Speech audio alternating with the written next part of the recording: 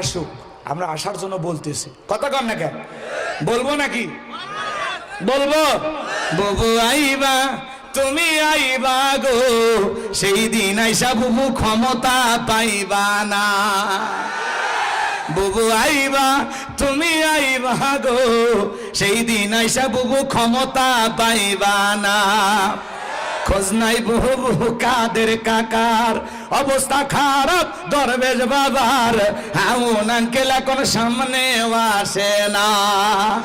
নেতা কর্মী সব জেলের ভিতর, আমি আসি ডরের ওপর, কখন জানি আসে গ্রেপ্তারি পরোয়ানা।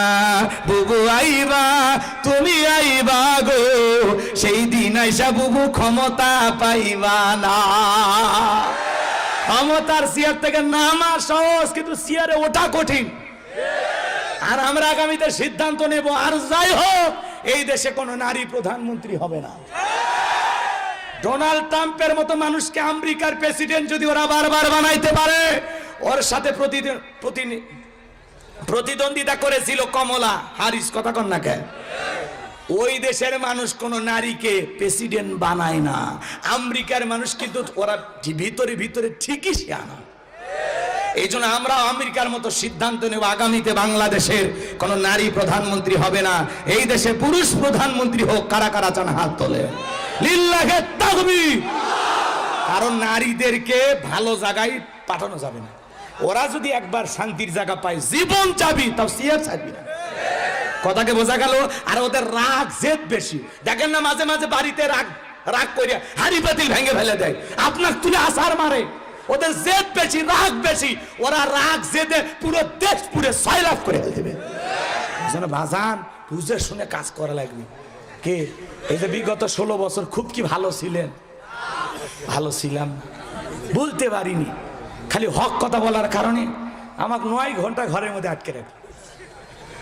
কই আপনি এই ওয়াজ কৃষক করলেন যে জালেমদের একদিন পতন হবেই হবে ইনশাআল্লাহ। জালেম বলতে কে বুঝি না আমরা। কি একটা কাহিনী চিন্তা করে। হ্যাঁ, এই হলো আমাদের সমাজের অবস্থা। মানে ওয়াজ করলে ওরা বুঝে ফেলে দিত যে হুজুর এটা আমাদেরকে ঝাড় দিছে। কথা কন না কে বাজান? রাগ করবেন না, মন খারাপ করবেন না, সামনের দিকে যাই, অনেক কথা বাকি আছে। রাগ করতেছেন বুঝি? আমার ভাইয়েরা, এইবার খাজনা পরিশোধ হয়ে গেল, ওই দেশের মন্ত্রী মারা গেল, নির্বাচন শুরু হয়ে গেল। আগে তো জনগণের মন কাইরা নিয়েছে, এইবার সবাই মিলে এক চান্সে ভোট দিয়া ওই গোরস্থানের দারোয়ানকে মিশরের মন্ত্রী বানায় দিল। আল্লাহর খেলা বোঝা বড় দায়। বার্ধক্য জনিত কারণে মিশরের বাদশা মারা গেল। এইবার ফিরাউন সমস্ত নেতা আর জনগণকে ডেকে বলে, শোনেন, আপনারাই বলেন এই দেশের বাদশা হবে কি? বাদশা ছাড়া একটা দেশ চলতে পারে না। জনগণ ডেকে বলে, আপনার সাথে ভালো মানুষ আর কেউ হতে পারে না, আপনি আমাদের বাদশা হয়ে যান, আমাদের কারো কোনো আপত্তি নাই। এইবার জনগণের সমর্থন পায়া বিনা ভোটে মিশরের বাদশা হয়ে গেল। মন্ত্রীরাকে বলে, আপনাকে বাদশা মানতে আমাদের কোনো আপত্তি নাই। এইবার বাজান গো আমার, জনগণ আর নেতাদের সমর্থন পাইয়া মিশরে যখন বাদশা হয়ে গেল, হামানকে ডেকে বলে, হামান এই দিগায়, আজ থেকে তুই হবি আমার মন্ত্রী আর আমি হব বাদশাহ, দুইজন মিলে দেশ পরিচালনা করব।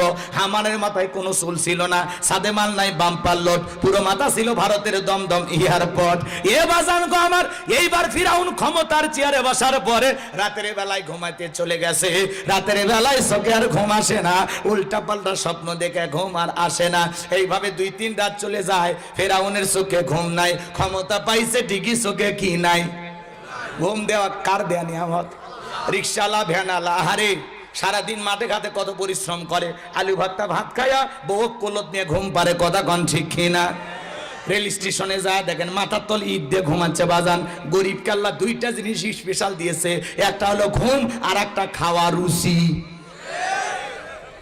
আর ধনী মানুষ 4টে ঘুমের ট্যাবলেট খায়, তারপরে চোখে ঘুম আসে না। রাত 2টার দিকে সিসি ক্যামেরার দিকে তাকাই, কেউ ঢুকছে নাকি ওকে মারার জন্য। কারণ আর বিল্ডিং এর ইট পাথর রড সিমেন্ট যা আছে সব জুলুম করে। আর ইটের এদিক খেয়াল করেন, আর ইট বালু রড সিমেন্ট টাইলস, এখান থেকে জনগণের রক্তের গন্ধ পাওয়া যায়। এমনি সিসি ক্যামেরা লাগে দৌড়ে দেখে। বুঝতেছেন না ভাই? কি দোয়া করব? খারাপ লাগে? তাকবীরটা লিল্লাহ তাকবীর। প্রত্যেকটা কথার শেষে বলবেন ঠিক আছে না নাই, বলবেন তো, পারবেন তো বাজান গো আমার। তাহলে গভীর মনোযোগ দিয়ে শোনেন। তাহলে গরিবকে আল্লাহ তাআলা কি দিছে? ঘুম দিছে। যেটি সত্যি সেটি ঘুম। সারাদিন এনা জমির সার সিটে খালি কোনো মতে এনা বটের গাছের ছায়া আছে, চাচা উঠে এসে খালি হেলান দিছে, বাপরে বাপ চাচি না ডাক দিলে চাচার বাড়িতে আসে না। কি ঘুম! টেনশন নাই যে কারো দুর্নীতি করেনি তো, সৎ মানুষ যে কথা কয় না।